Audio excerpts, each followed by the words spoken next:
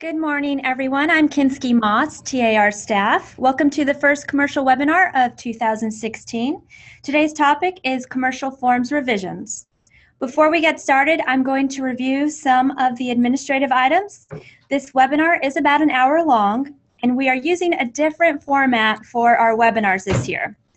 This is the first webinar for this new platform, so please bear with us. If you wish to see credit for a webinar, you must be present at an organization that has made arrangements for CE credit with our professional development department. If you would like to obtain CE credit for future webinars, please contact your local board to request this. Attendees who are watching the webinar for CE credit are on an interactive link with audio that will allow them to ask questions directly. For those of you who are watching the webinar for informational purposes only, you will be muted. If you have questions, you may type them into the chat box. The icon for chat is at the bottom of your screen. Rick will take questions at the end of his presentation. Priority for questions will be given to the CE attendees, and if there's time, we will answer those questions from the chat box in the order we receive them. If you have any technical issues with Zoom, please call 888-799-9666, extension 2, and this number will appear on the PowerPoint. Please do not contact TAAR with technical questions about the webinar. This webinar is being recorded and will be available on the commercial webinar page on the TAAR website, texasrealestate.com, at a later date. The PowerPoint is already on the commercial webinar page, so you can download that now. Let's go ahead and get started. Our presenter today is Rick Albers of Cooperman Orr & Albers PC. Rick is board certified in commercial, residential, and farm and ranch real estate law. In addition to private practice, Rick is an adjunct professor at the UT School of Law. He has served as a TREC commissioner and is an active member of the TAAR family. Rick, we're very grateful to have you here today. I will turn it over to you now. Thank you very much, Kinski. It's a pleasure to be here this morning, and maybe a pleasure to be the guinea pig on this new setup here.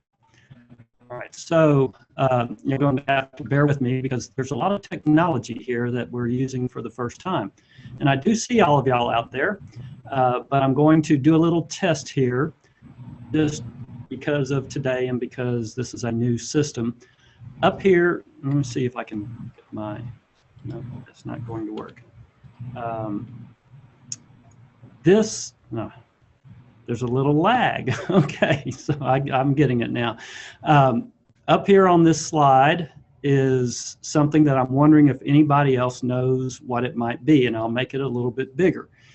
And I'm going to see if anybody will raise their hand. I will not call on you and ask you, but I just want to see some movement from those of you that I'm watching.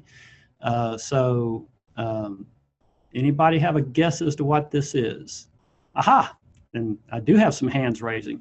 This is a coin that was minted in 42 BC. It was quite some time ago. It was minted by a guy named Brutus on the second anniversary of a big event that happened on this day. On March the 15th, of 44 BC, that's the day Julius Caesar was killed, stabbed by Brutus. And so he made that coin, and so that was 2,060 years ago, so we're celebrating Caesar's death today. This is the Curia of Pompeii. This is an area in Rome. Curia is for the theater. This is the Pompeii Theater, where the stabbing actually took place. You can go and visit it today. Thank you for that test. So on to our topics today. We're going to talk about the TAAR commercial forms. I'm going to go through a number of the forms very, very lightly, just so you can see what's in the TAAR commercial form library. We'll talk about the completion of the forms and the addenda and the exhibits as I'm going through the forms themselves. We're going to talk about the recent TAAR commercial form revisions, and there have also been some recent TREC form revisions that affect you. We'll talk about two of the forms that Even though TREC does not normally do commercial forms, these forms do affect you, and I'll go through those. And then we'll have a short little piece at the end on how to obtain the forms. Those of you that have heard me speak before may have seen this slide. I took it out of my presentations for a while, but I decided to put it back in because there is still a lot of confusion between TREC and TAAR. And when I was talking to somebody about this particular presentation, that became obvious again, because I won't name who that was, but I'll at least say she said, has TAAR approved this seminar, this presentation for continuing education credit? And that's a confusion between the two, because TAAR does not approve courses for credit. TAAR may produce the courses, but it is the Texas Real Estate Commission that approves courses for credit. The Texas Real Estate Commission, or TREC as we like to call it, is the licensing agency. That's who gives you your license. They don't give it to you. You actually pay for it and you earn it. And they control you with the Texas Real Estate Licensing Act. TAAR, on the other hand, is not a governmental organization. It's a professional trade organization. It provides services to its members, and one of the services, one of the many services that it provides to its members, is to be a provider, an education provider that is approved by TREC to produce and distribute courses like the one that you're watching right here. TAAR also attempts to influence TREC's actions. It goes to all the meetings, talks to the members of the commission, tries to influence the rules so that they're better for you. It also tries to influence the legislature. Let's go ahead and get into the TAAR forms. The TAAR has a rather extensive library of forms. There are 91 commercial forms in their library. 43 of those forms are used exclusively for commercial use. There are an additional 48 forms that are used for commercial and another use. They do double duty. It might be that they're used for commercial and farm and ranch. They might be used for commercial and residential, or commercial, residential, and farm and ranch. Let me go back one slide, if I can. Oops. There we go. TREC has elected to not produce any commercial forms. They don't promulgate any forms that are strictly for commercial. So TAAR has taken up the mantle, so to speak, and produces all of the statewide commercial forms. Now again, these forms are not approved by the Texas Real Estate Commission, like the 1 to 4 family residential contract, but all of the forms that TAAR produces under its commercial, in the commercial group, are approved for use by anybody licensed by the Texas Real Estate Commission. Although to get a license to use those forms, you have to be a member of the Texas Association of REALTORS. Not everybody who's licensed by TREC is a member of TAAR. So let's go through the forms real fast. TAAR has grouped the forms into a number of different form types. And I'm going to hit each of those form types and talk about a few of the forms, but not all of the forms in each of the types. So the first type that we're going to talk about are commercial listing agreements, and there are actually 3 forms in the commercial listing agreement section. And I've listed all 3 of those here. That's the exclusive right to sell, the exclusive right to lease, and the exclusive right to sublease. What I'll do is I'll go through a little bit of each of these forms to point out a couple of important things, and in some instances, some areas where I see a lot of mistakes occur. So on the exclusive right to sell, this is what the form looks like. I'm sure that most of you are very familiar with it. It's the most frequently used listing agreement. The first thing I want to talk about is the term. There's a blank here for the beginning date of the term and the ending date of the term. The most frequent problem with filling out this form, or the most frequent complaint that TREC gets in connection with listing agreements in general is that they do not have a termination date. Under the Texas Real Estate Licensing Act, you must have a termination date on your listing agreement. And if you don't have a termination date, that listing agreement is not enforceable by you, and that is a violation of the Texas Real Estate Licensing Act that will subject you to disciplinary action. So be sure that you put in a termination date. Don't just fill in the first blank. If you're using a different form, be certain that you have a termination date.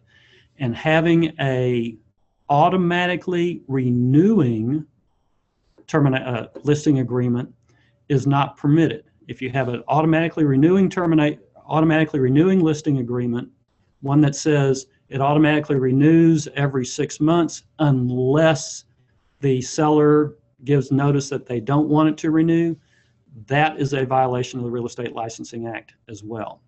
There is one area where you can have an automatically renewing, or some people will call it an evergreen agreement, and that is in the management area. A management agreement can be evergreen and automatically renewing, but a listing agreement cannot be. Another thing I wanted to show you on this listing agreement is I just scrolled through the commission section on how you calculate the commission. At the bottom is this notice. It says, notice under Chapter 62 Texas Property Code, broker is entitled to claim a lien against the property to secure payment of an earned commission. One nice thing that you have here in Texas for Texas brokers, and this was one of the things that the Texas Association of REALTORS pushed through the legislature a number of years ago, is you have a commercial broker's lien. The residential brokers do not have a lien. It's only for commercial, and there are a number of things that you must do to have a valid commercial broker's lien. One of the things that you must do is have a written notice to whoever it is that is paying the commission that you are entitled to claim a lien against the property to secure the payment of an earned commission. And so what TAAR has done in this form and in all of the other forms where a commission is discussed is that they have already put this notice in, so you don't have to worry about this notice. But if you're using a commission agreement that is not a TAAR produced agreement, you need to be, and if you want to have the opportunity to file a commercial broker's lien, you need to make sure to have a notice similar to this, doesn't have to be worded exactly like this, in your document. The exclusive right to lease is very similar to the exclusive right to sell, and because of our time limits, I'm not going to go into it, but it's just for a lease instead of a sales transaction. And a sublease, exclusive right to sublease, very similar to the exclusive right to lease, except that instead of there being a landlord, there's a sublandlord and a subtenant. And the second type of form type are listing addenda. There are 12 different forms. I'm going to talk about 5 of those. The first one is a condominium addendum. I'm seeing more and more commercial condominiums, mainly office condominiums, and a great number of those office condominiums are medical related. And Kinski, are we still going? Okay, for everybody who is watching online, can you still see? Raise your hand if you can see. There's 1, 2, all right. Everybody can still see, excellent, okay. The condominium addendum helps you get the correct property description in, talks about the common area, and does a number of other things that you need to do with a condominium that you may be listing for sale. The named exclusions addendum is to help you out. Remember, the base listing agreement is an exclusive right to sell. If you can't get that exclusive right to sell signed because the seller is saying, well, I talked to Joe Blow, and if I sell the property to Joe Blow, I don't want you to earn a commission. I want to exclude him from the commission. So that's what this named exclusions addendum does, but I highly recommend that you use it instead of just writing something in special provisions. because this helps you think through some other issues. This says named exclusion means the following persons. So there are you list out the names, but then it goes on to say, if owner enters into a contract to sell or lease the property to a named exclusion not later than a certain date, how many days, so you've got a shorter time frame, it's not the full time of the listing, then owner will pay broker a percentage of the sales price. So maybe it's only 1% or maybe it's 2%, but this will help you think through at least possibly getting a fee if the seller sells to that named exclusion. So it helps you out quite a bit in that arena. The exclusive agency addendum is the next step down. This is an exclusive agency means you get paid as a broker if the property is sold to absolutely anybody except somebody that the seller finds himself.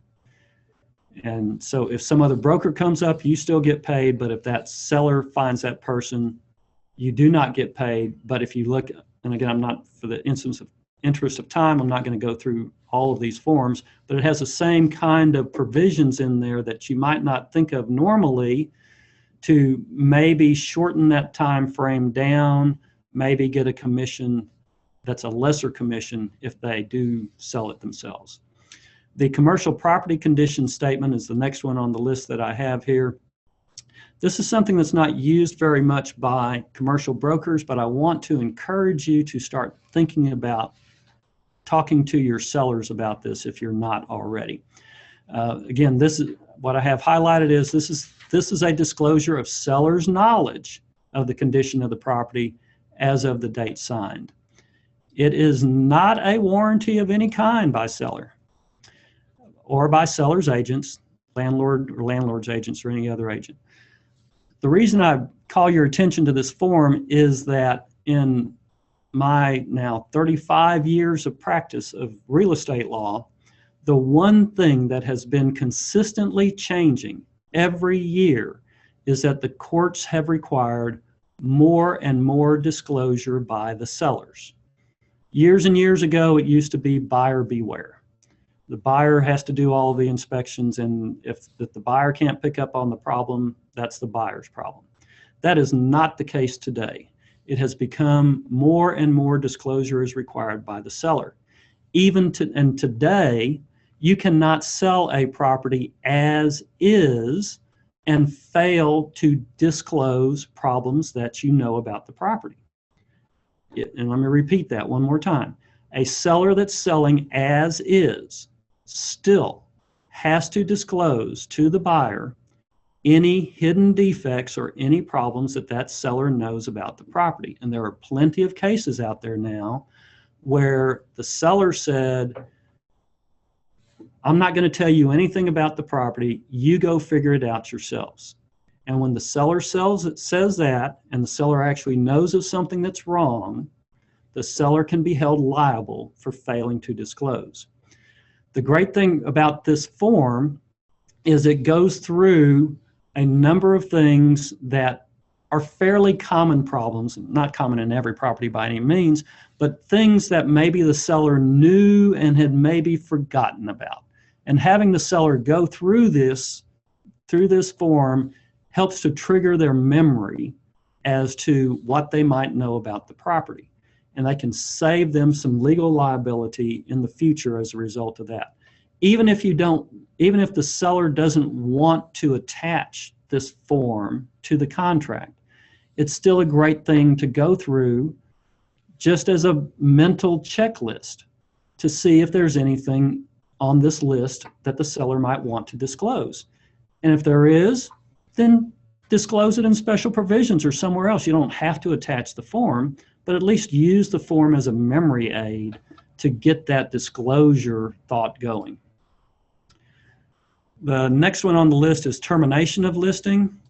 Once again, TAAR is a representative of you, of their members, and they're trying to look out for you. So if you agree to terminate your listing early, instead of just signing off on it, use this form.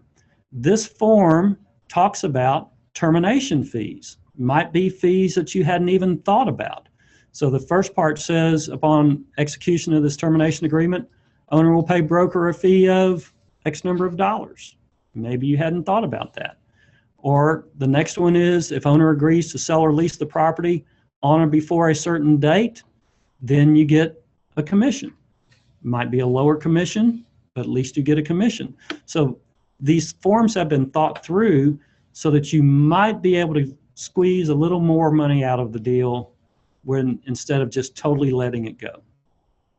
The next form type are buyer representation agreements. There are 5 different buyer representation agreements. I'm only going to talk about 2 of them. The first one is the commercial buyer tenant representation agreement. So if you're representing a buyer or a tenant, this form does double duty. And it is just a basic buyer representation agreement. Once again, when you get to the term, you've got to have an ending date for that term. It can't go on forever. It has to have a specific ending date. And with a buyer representation agreement or a tenant representation agreement, you also have to have a market area. If you don't have a market area, then that buyer representation agreement will not be enforceable. And that market area could be something as small as one particular piece of property. If that buyer is working with you only with one particular piece of property, the market area could be the entire state of Texas or anything in between. This form, again, since it is, before that, I'm sorry, I want to go to the source of commission payment. This is the paragraph that has the most conversation about it in this entire form. You want to get paid somehow. So there are 2 check boxes here for the source of commission payment. The first one is broker will seek to obtain payment of the commission specified in paragraph 11A1. That's what we just scrolled through. First, from the seller, landlord, or their agents. If such persons refuse or fail to pay broker the amount specified, client will pay broker the amount specified less any amounts the broker receives from such persons. So you still get your full commission, and a lot of buyers will want to negotiate something on this, and that's totally up to you on if you want to let them off the hook or not, but it's in here so you can get your full payment. And the second option here is client just pays broker the fee. That one is not checked very often, but sometimes it is. And then, of course, as you get down to the end of the commission section, you've got the same notice that I pointed out before, that under Chapter 62 of the Texas Property Code, brokers entitled to claim a lien against the property for an unearned commission. And you can lien, if it is the buyer who is supposed to pay you the commission and you're not paid the commission, you can lien that property after the buyer buys the property if the buyer fails to pay you. The termination of buyer-tenant representation agreement is very similar to the termination of listing agreement. It goes through a number of types of termination fees that you might want to consider if you're agreeing to terminate that listing. The other nice thing about this is it's a standard-looking form that when you present it to that buyer, they might be more willing to sign it than some other form. For commercial sales contracts, there are 3 different forms. There's an improved property contract form, an unimproved property contract form, and a letter of intent to purchase. The improved property contract form is probably the most common form of all of the TAAR forms. I'm sure most of you have seen it. It looks like this. I'm going to go through a couple of sections where I see problems on people completing the form. So this first section is in paragraph 1. Very often I see people put in that the buyer is Bob Buyer and or assigns. That is not correct. If you look up here, whoops, excuse me, still learning the technology here. This says the parties to this contract are. So when you put this in, you're saying the parties to the contract are, it's either Bob Buyer or, well, maybe the party to the contract is assigns. and not Bob. Maybe the parties to the contract are Bob and his assigns, but who's going to sign the contract? That's what this is saying, the parties to the contract. The assigns are not signing the contract. The buyer is Bob Buyer, not his assigns. When you get down to paragraph 22E in the contract, which I've put up down here, it's an assignment clause. It says buyer may or may not assign this contract. That's where you bring in the assign, not in the name. Where it gets really confusing is when somebody puts this in the name with the and or assigns, and then they check the box for may not, excuse me, I'm telling you my,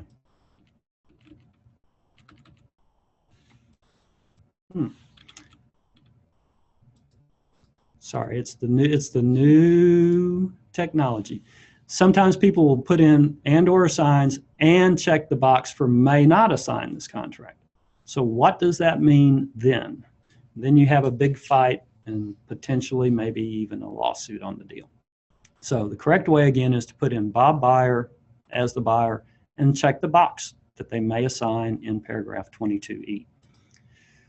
The property description, using, a lot of people try to shortcut the property description using the central tax appraisal district numbers is not a valid property description. You need a real property description. Even sometimes from the central appraisal district, using their shortcut, their abbreviated property description is not a good property description. You've got to have a valid property description in the contract to make it enforceable. Sure, there are lots of contracts that go through the title company and everything works fine with descriptions like this, but if people get adverse with each other and somebody wants to terminate the contract, you can get into a big fight if you don't have a valid property description. And if you can't find a valid property description anywhere else, the easiest place to find it is on the deed that went into your seller. I mean, that's the best property description that you can find. I've got here paragraph 4 in financing addendum, and the reason I couple the two is I've seen a number of times that people check that there'll be third-party financing, and they check the box and say it is contingent upon buyer obtaining third-party financing in accordance with the attached commercial contract financing addendum. But then that financing addendum isn't attached. So the point is, just when you read through it and when you say that there's going to be an addendum attached, attach the addendum. Just that simple. UCC Search, a lot of people aren't familiar with the UCC Search. There's a box that you can check and pretend that this is checked, that within 10 days after the effective date, seller at seller's expense will furnish buyer a uniform commercial code search prepared by recording service and dated after the effective date. A UCC search tells you if there are any liens on any personal property that's being conveyed with the real estate. It might be a crane, it might be landscaping equipment, you might be buying an office building and with the management office in it, and you're getting the furniture in the management office. Could be any number of things, any number of types of personal property, and you want to find out if there are any liens against that personal property. The title companies will do the UCC search for you, but they normally don't do it unless you ask them for it. So we need to, if you're looking for a UCC search, remember to ask the title company for it. The issue that comes up is in the title review section of the contract, the clock for the title review period does not start ticking until 4 things are received. The buyer has to receive the title insurance commitment, has to receive the copies of the documents that are the exception documents that are referenced in the title insurance commitment, have to receive the survey, and the 4th thing is any required UCC search. So if you've got this box checked and the UCC search has not been provided, whatever the time period is for the title review, be it 10 days, 14 days, 20 days, 30 days, that clock has not started ticking until that UCC search is provided. And I've seen a number of people number of buyers get out of the contract after the end of the feasibility period because the UCC statements were not sent on a timely manner. Feasibility period. There are two different boxes to check for the feasibility period. The first box is if the termination, if the independent consideration for the feasibility period is going to be taken out of the earnest money at the time that the contract is terminated, or number two is if a separate check is given at the time that the contract is signed. The reason that I have this highlighted here is first I'll call your attention to what's underlined in both of these. It says, if no dollar amount is stated in this paragraph 7B1, or if buyer fails to deposit the earnest money, buyer will not have the right to terminate under this paragraph 7B. The courts have made it very clear that for the feasibility period to be valid, you have to give some kind of consideration. It can be $100, it can be $1, it can be $10,000. Doesn't make any difference, but be sure to put in some amount in these blanks. Paragraph 7D1 is the list of property information. Very often I see all these boxes checked because people think this says that the seller is going to provide these things if they are in seller's possession. And that is not what this says. This says seller will deliver to buyer all of these things. It's not qualified with if it is in the seller's possession. You can certainly cure that by putting something in special provisions that says seller will only provide the things in paragraph 7D1 if they are in the seller's possession. But I would encourage you to go through the things. I mean, if you're the listing agent, you should be talking with your seller. You should know what the seller has by the time you've got a contract in hand. I mean, the buyer may very well want to have a copy of the as-built plans and might say, I'm not going to buy the property if you don't give me the as-built plans, or something else that's on this list. So, you can figure out ahead of time what the seller has. And I think if you're being a good listing agent, you will help the seller compile all this stuff ahead of time anyway. Estoppel certificates, you need to be careful on how you fill out the blank on estoppel certificates coming from the tenants. This one's filled out with within 30 days after the effective date, seller will deliver to buyer estoppel certificates signed not earlier than 20 days before closing. So the issue here is what happens if the seller delivers the estoppel certificate and then closing is delayed for 30 days? Well, if it's written like this, seller's got to go get a new tenant estoppel certificate because his old one is now going to be 50 days before closing. So the seller may not want to say 20 days before closing. The seller may want to put a fixed date in. Seller may want to put in April the 30th or whatever the appropriate date might be. The buyer on the other side really likes to put in 20 days before closing because if closing is delayed for 30 days, he's got a 50-day-old estoppel certificate. And if it's written this way, the buyer gets a new one. So it's just a matter of negotiation. There's still some confusion about the brokerage fees. This is in paragraph 8B of the contract. This has, and let me point out here, in section B, it says in parentheses in italics, check only one or two below. Only one or two below. And then it says complete the agreement between brokers on page 14 only if one is selected. Anytime that you see something that is in italics and in parentheses, that is an instruction to you. Everything that's in italics and parentheses is an instruction in this contract. It's not technically a part of the contract. So you've got two choices here. The second choice is at the closing of this sale, seller will pay. Seller will pay to principal broker 3% of the sales price and to the cooperating broker 3% of the sales price. The number one is seller will pay principal broker the fee specified in a separate written commission agreement. And then principal broker will pay the cooperating broker.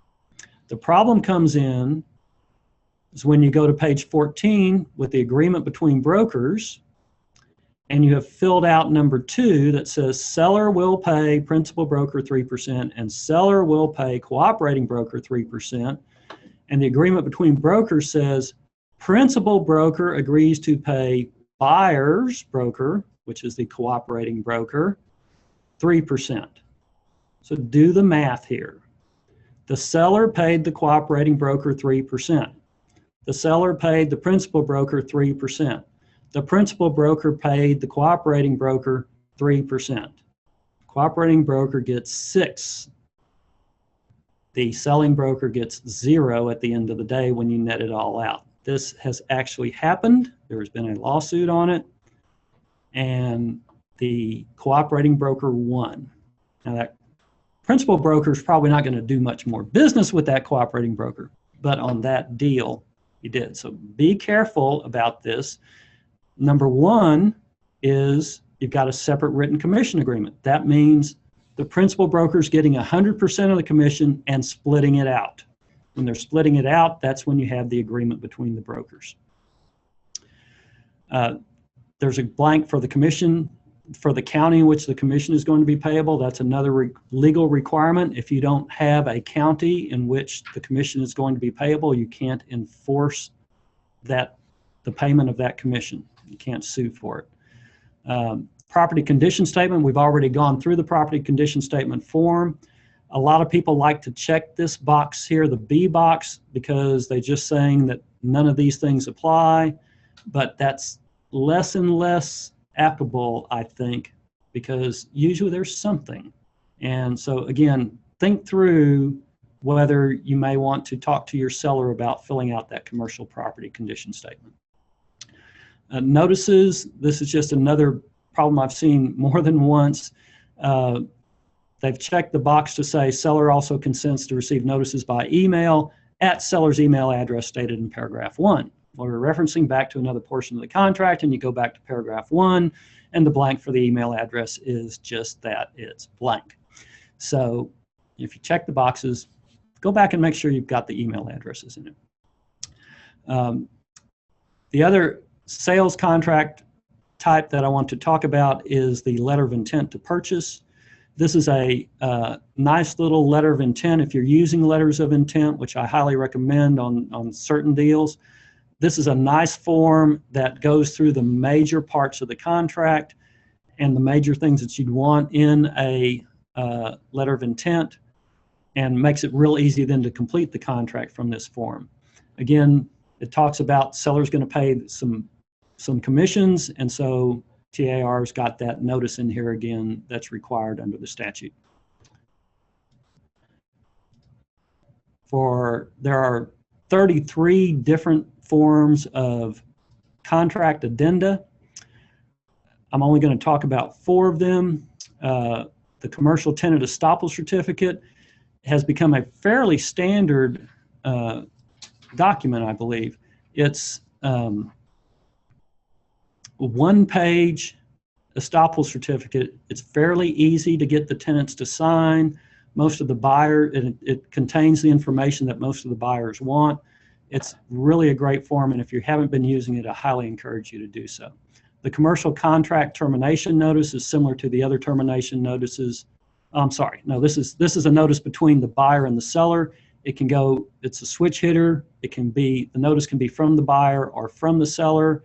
If you're terminating under the feasibility period, it's this box A. If you're terminating because of some other reason, you just fill in the blank. But it's a very, again, simple form to use if you're terminating the contract. The contract addendum for special provisions is nothing but a larger special provisions section. If you're using the special provisions section in the contract and you don't have enough room, just attach the addendum for special provisions. It just gives you more room, and it works very well in zip forms. I do want to caution you that when you, if you're going to this, that means you're putting a lot in special provisions. You might want to get somebody else to read what you have written in special provisions, because even though what you've written you think you understand and it makes perfect sense to you, it has to make perfect sense to a judge if this goes to a lawsuit. And so you want to make sure that everybody can understand that. There's nothing wrong with getting somebody else to read what you've written and see if it makes sense to them. The critical date list is a one-page form that goes through, that allows you to go through the contract and mark down all of the specific dates, the critical dates as to when things are due under the contract, when the feasibility period expires. And all of the sections are referenced for you. It makes it very easy to do. The commercial lease forms, there are 22 different forms. Again, I'm only going to talk about 4. There's a commercial lease guarantee. It is a one-page agreement, very easy to get the guarantor to sign again, but very legally binding, covering everything that the landlord would want in that guarantee. There's a leasehold construction addendum. There are actually 2, one for when the landlord's doing the work and one for when the tenant's doing the work. The great thing about them, this is the tenant to complete construction. It goes through the process for the approval of plans. For the tenant to do the plans, goes through the process of selecting the contractor.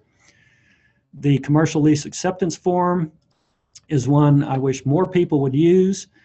The great thing about this form is it's signed by the tenant and the landlord after the tenant has moved in, and it states what the commencement date of the lease is and what the expiration date of the lease is. And that becomes very important in a lot of commercial leases when there's tenant finish going on ahead of time and the lease doesn't start until some number of days after the premises was turned over to the tenant or the tenant opens for business.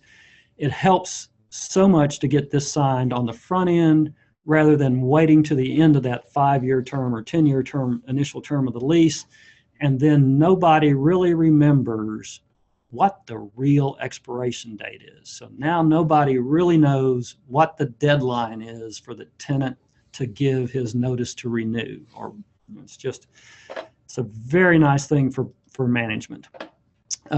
There is a letter of intent to lease, very similar to the letter of intent to purchase, going through all of the various major aspects of the lease.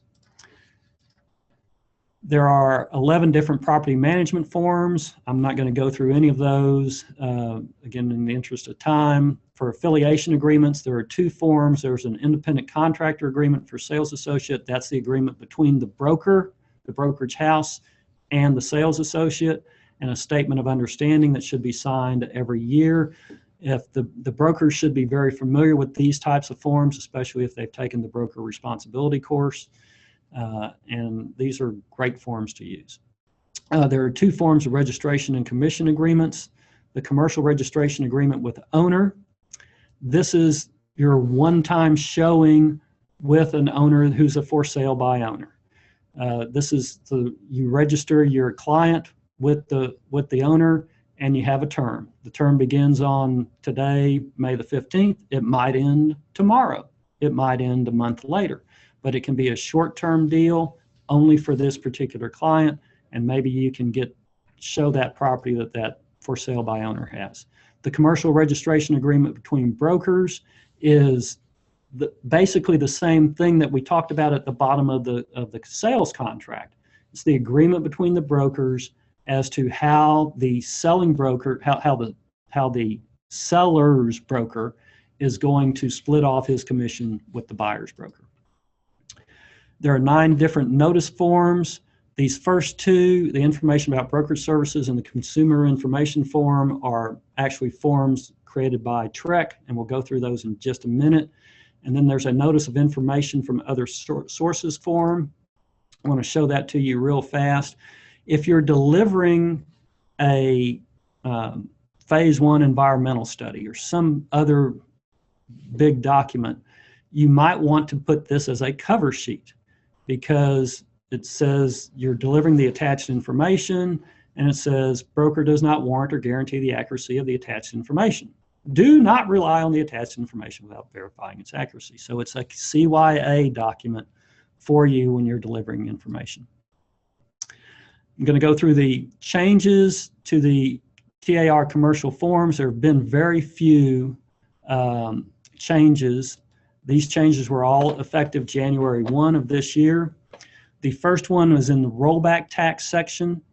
There was some confusion about who is responsible for rollback taxes, and the way that some people were reading this, it wasn't abundantly clear, so the language was just modified to make it really clear that if the event that causes the rollback happens under the seller's watch, the seller is going to pay for the rollback.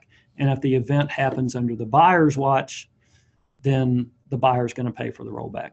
Or if it happens because of the sale itself, the buyer is going to pay for the rollback. The next one I want to talk about, and this is the biggest change, is in paragraph 18, the escrow agreement, escrow section.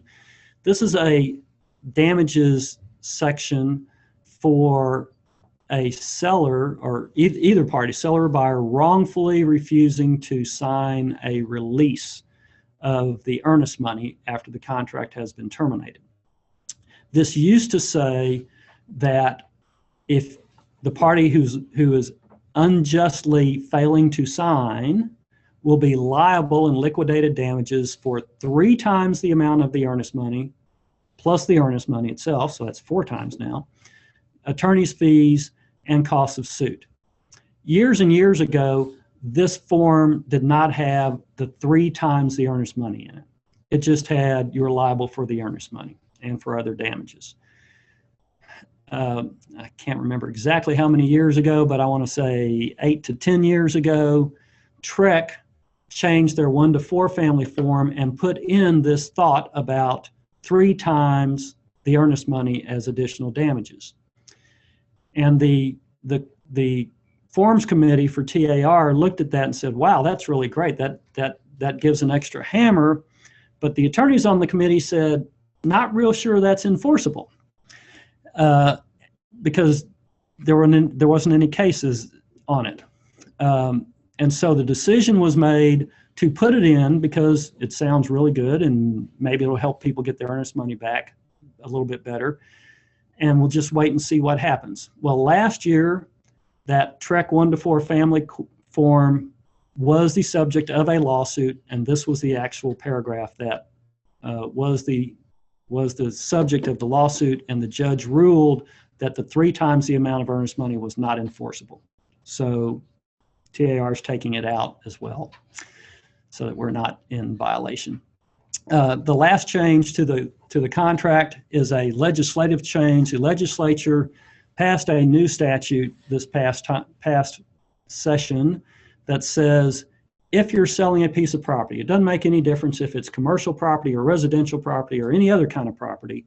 If it is waterfront property on a lake that is 5,000 acre-feet or larger, that you have to give a notice to the buyer. And the notice is the water level of the impoundment of water adjoining the property fluctuates for various reasons, including as a result of an entity lawfully exercising its right to use the water stored in the impoundment or drought or flood conditions. Well, duh. But it's law. You have to put it there. To give you a little bit of a reference, 5,000 acre-feet. An acre-feet is an acre of land flooded to the depth of 1 foot with water. And so 5,000 acre-feet is basically 1 square acre, 1 square mile, a mile square that is 8 feet deep.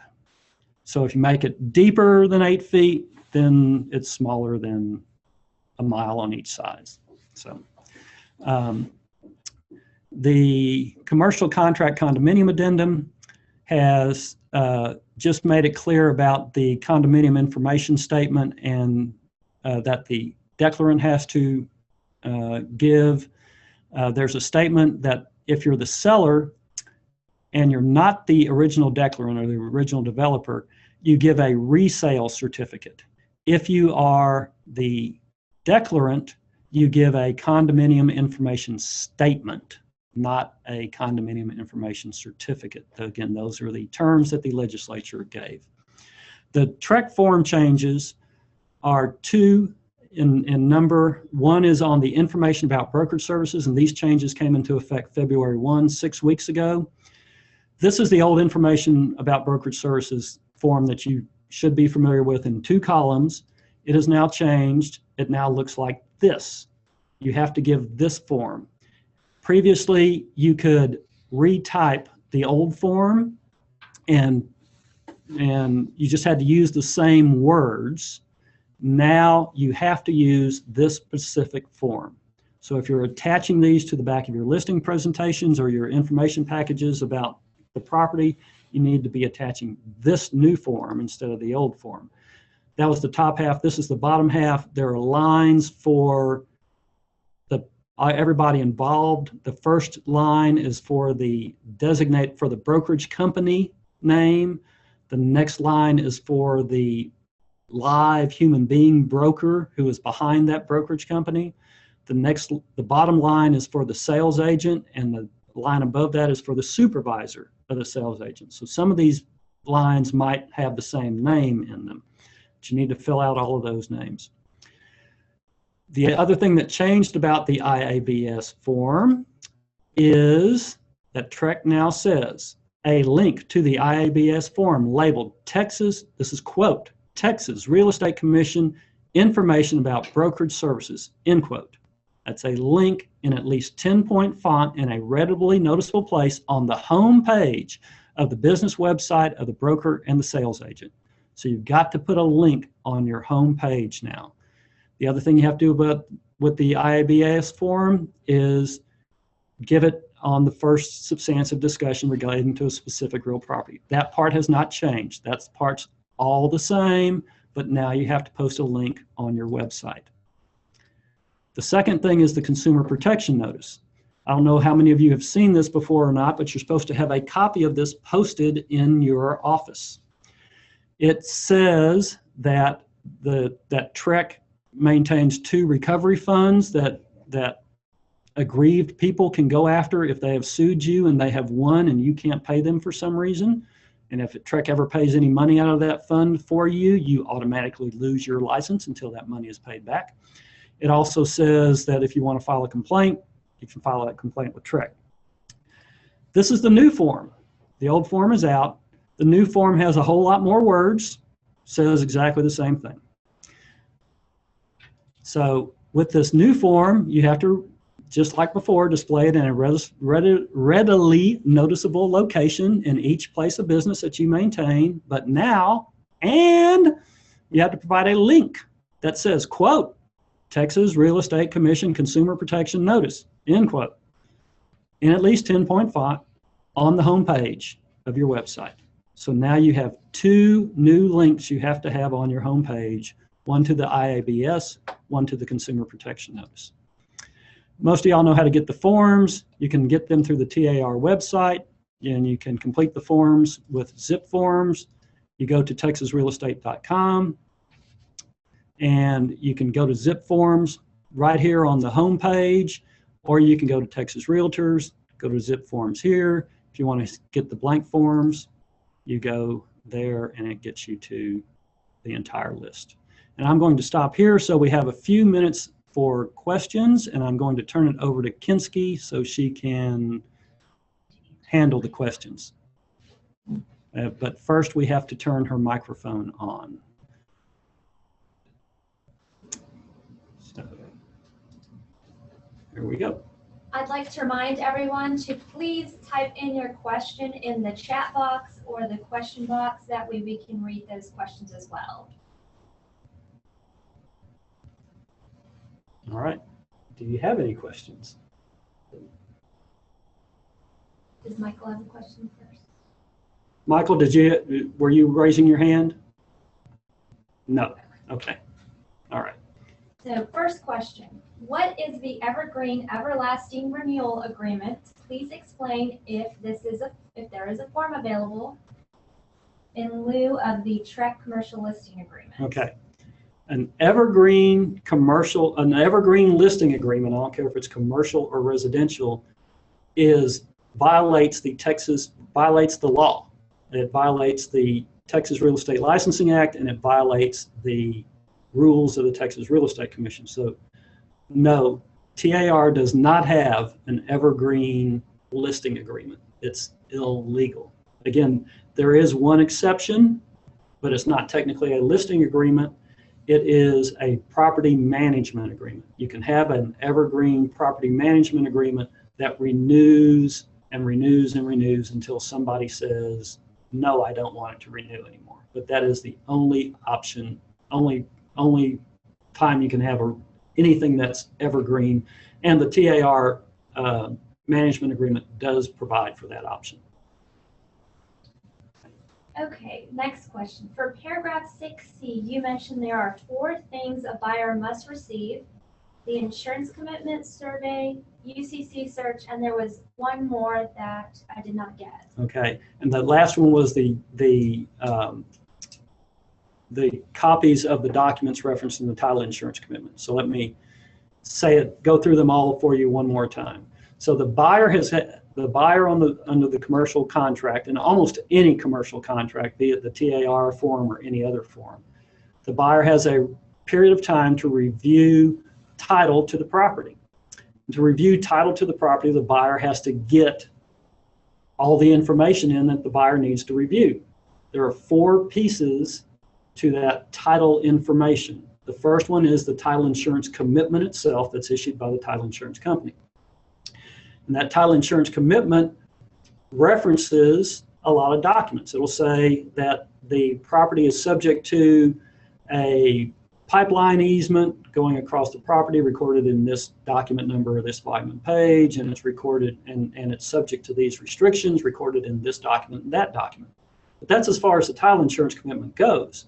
So the second thing that you have to have is those documents. You got to have that restrictive document. You got to have that pipeline easement so that the attorney reviewing it knows what it is. Is it a 10-foot wide easement? Is it a 30-foot wide easement? How long is it there? What can be put in? What can be put in that easement? So that, again, the second thing is all of the documents that are referenced in the title insurance commitment. The third thing is the survey, because that's going to help whoever's reviewing the title to place those easements and place all the things on the property. And then the fourth thing is the UCC search, if a UCC search is required, because again, that's going to show if there are any liens on any personal property that the buyer is going to want to make sure are taken care of before the buyer takes ownership of those items. Next question. Please walk through the auto renewal not being legal on the listing agreement one more time. Okay, I'll do it. The auto renewal. Okay, so I did that first, but I'll do it one more time. So you can't, it is not legal to have an automatically renewing listing agreement. You just can't have it. You have to have a definite termination date that the listing agreement expires without anybody saying anything whatsoever. Wonder if I might be able to, hold on, I'm looking to see if I've got the listing agreement. Here's the listing agreement. So again, the listing agreement has to have a beginning date and an ending date. A few years ago, one thing that TREC did at the request of one of the brokers on the committee was added this second line, which is seller may terminate this listing on notice to broker anytime after. So this is kind of a way to get one automatic renewal. Let's say you're trying to get a listing for a year and the seller's only willing to give you a 6-month listing. Well, what you can do is you can put the listing begins on today's date and ends in 6 months away, September, if that's what it is. I'm sorry, and ends 1 year later. Put in May 15th of 2016 and put in May 14th of 2017, but seller may terminate this listing on notice to broker anytime after September 30. So then the you can tell the seller that, well, it's really only a listing for 6 months because you can terminate it in September, but if I'm doing a good job and you don't terminate it, then it's going to go the full year. So that's the closest thing that you can get to an automatically renewing. Yep, time for one more question? Yes. Can you use more than one county on the contract for the purpose of payment, for example, Montgomery or Harris County? Actually, you can. That's a very good question. Yes. You just have to have some place. That's where the lawsuit's going to be filed to collect the commission. And you can have multiple counties. Yes. Okay.